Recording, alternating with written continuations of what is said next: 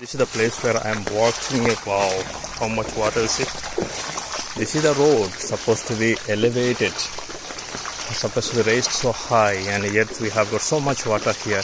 And it is, I can show you where our domestic staff stay here in the Don Bosco.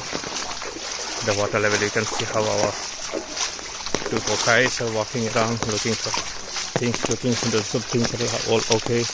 Yeah, even the presbytery is almost open.